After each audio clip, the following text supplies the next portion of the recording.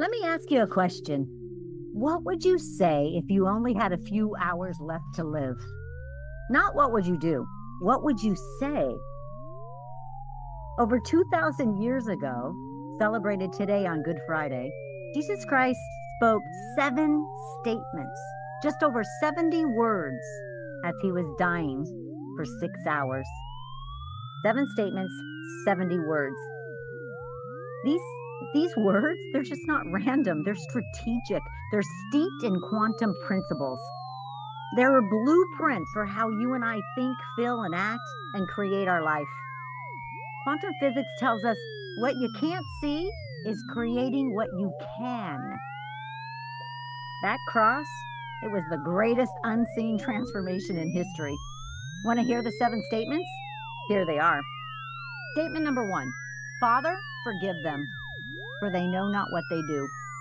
Wow, that's quantum principle observer effect. What you focus on expands. He could have focused on betrayal, pain, injustice. Instead, he chose forgiveness. You don't react to your realities. You create it. Where are you still focusing on the wound, the betrayal, instead of what's possible moving forward in forgiveness? Some of you right now are so upset about the war and the high gasoline prices. You create a war in your own mind, a war in your actual atmosphere at your dinner table. Where can you let go? Where can you forgive? Second statement, today you will be with me in paradise. Wow. The quantum principle is superposition. 2 different people, same situation, different outcome. One of those thieves saw death.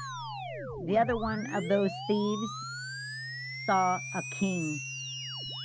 Multiple realities exist, you guys.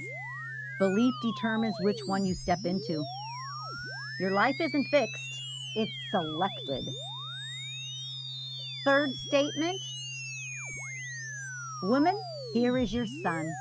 Son, here is your mother.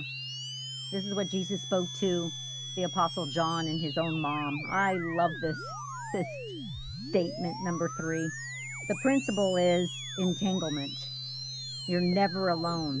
Even in Jesus' pain, he builds relationships. It matters to him because who you are connected to determines what you step into. You're not alone, and you're not doing life alone. You have a spiritual family. Even if you feel abandoned by blood relatives, you have a spiritual family. You need to choose that family and choose the family, the relationships that elevate you.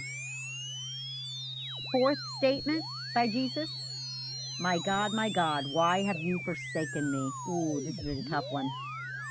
The quantum principle is 0-point energy. Some of you have been there. Your child died. Your husband betrayed you and abandoned you. You just feel there's nothing there. You have no identity. You've lost it all. This is 0-point energy. And maybe you even cried out, gosh, God, why have you forsaken me? This is the moment most people misunderstand. This is the void, but when you have nothing in 0-point energy, you have everything. The unseen realm is most active when it appears the most silent. Just because you can't see it doesn't mean God isn't working.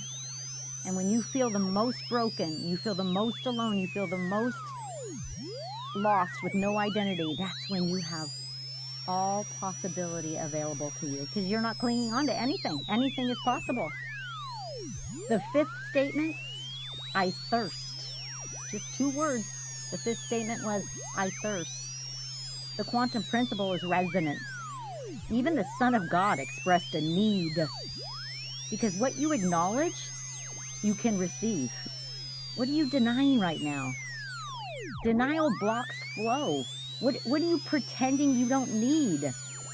Awareness unlocks it. So speak it. God is ready to fill it. Speak your needs. The 6th statement, it is finished. Quantum principle is coherence. This is not defeat. It is finished. This is not defeat. This is a declaration. Jesus declared completion before the evidence appeared. This is before resurrection. He said, it is finished. It's done. Wow, that's faith. You don't wait to see it. You speak it into existence. You speak life over your children. You speak a healing over yourself. You ask. It is given. It is finished. And the seventh and final statement in those 6 hours, Jesus said, Father, into your hands I commit my spirit. The quantum principle is alignment through surrender. This is the highest level of power. Not control, surrender. Because surrender is not giving up. It is alignment with divine flow. So here's what I want you to see with these 7 statements spoken by Jesus in just 6 hours as he died.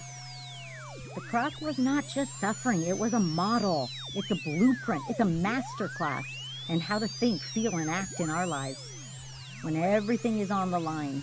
Because here's the truth. You don't rise to the level of your goals, you fall to the level of your identity. Do you know who you are? Do you know whose you are?